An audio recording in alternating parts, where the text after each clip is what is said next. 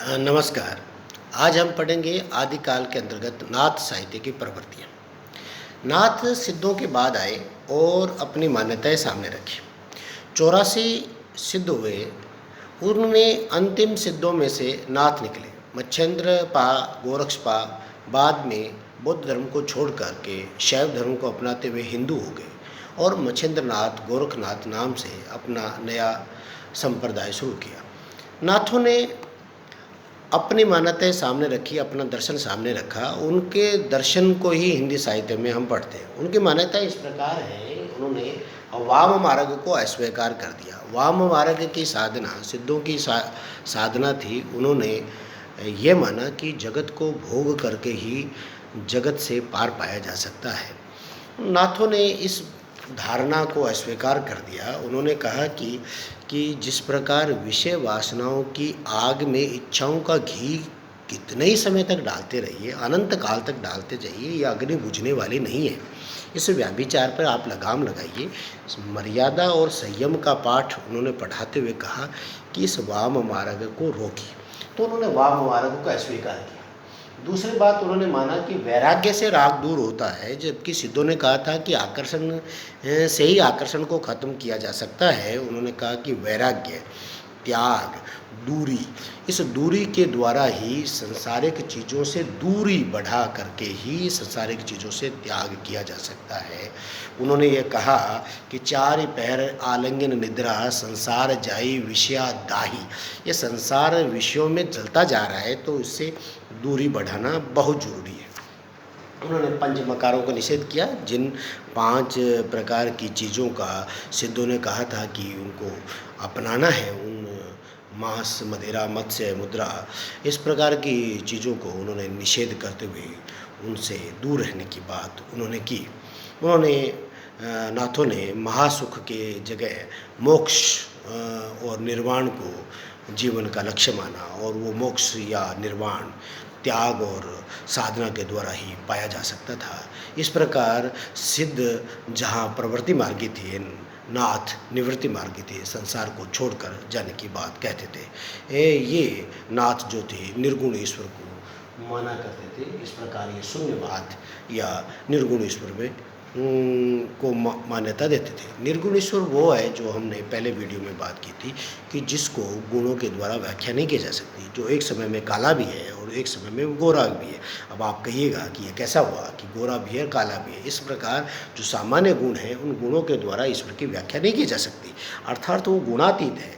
इस प्रकार का ईश्वर ही निर्गुण ईश्वर है, और उस ईश्वर की मान्यता सिद्धों नाथों में थी। उन्होंने मर्यादा और संयम पर बल दिया।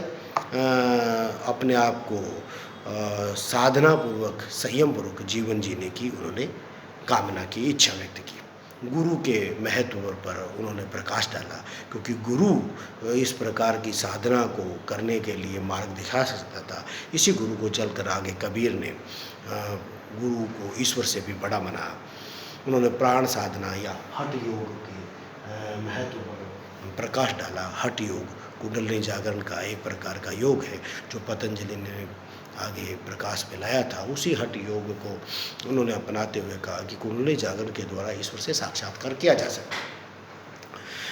ये भी एक योग मार्ग है, जिस योग मार्ग पर नाथ चलते हुए ईश्वर की प्राप्ति की बात करते थे। ईश्वर से पाने के कई तरीके हैं। आप भक्ति के द्वारा ईश्वर को पाया जा सकता है, योग के द्वारा ईश्वर को पाया जा सकता है, ज्ञान के द्वारा ईश्वर को पाया जा सकता है, कर्म के द्वारा ईश्वर को पाया जा सकता है। तो इस प्रकार योग मार्गी नाथ थे।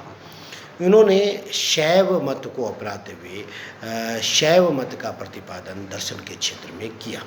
नारी को इन्होंने साधना के क्षेत्र से बाहर कर दिया। जहाँ सिद्ध नारी को साधना के क्षेत्र में जरूरी समझते थे, इन्होंने नारी को दूर रहने की बात की।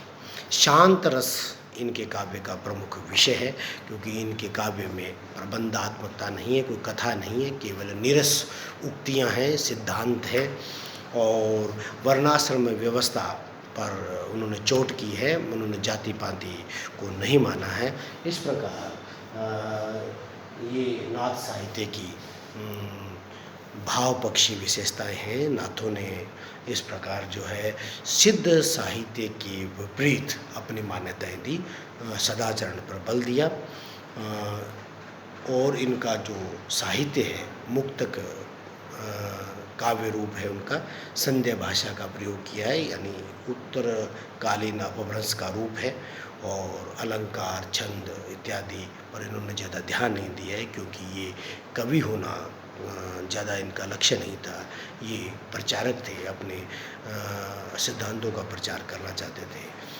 दुआ और पद इनके छंद हैं, उलट बाँस या गेयता आदि इनके काव्य में मिलता है। सभी नाथ कवि नहीं थे, गोरखनाथ के ही रचनाएं प्रमुख मिलती हैं। इनकी गोरखनाथ की जितनी भी रचनाएं मिलती हैं उनका संकलन गोरखवाणी के नाम से किया गया है। ये नाथ साहित्य है जिसके बारे में आपको बताया गया है, जिसके बारे में आपको जानना चाहिए। नमस्कार।